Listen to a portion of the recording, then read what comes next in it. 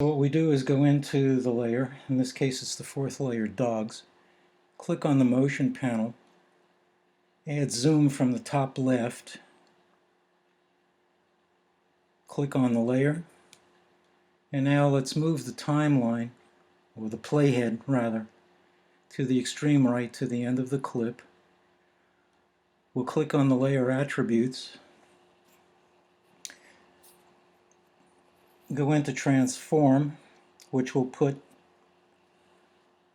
2 keyframes in there, and now we'll go and apply the enlargement or the zoom. We're going to do 120%. Look at the top of the screen. Height and width 120%, accept that.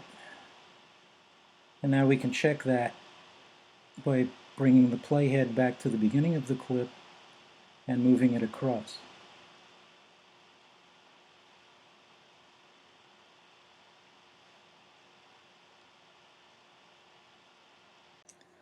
So there you can see the zoom.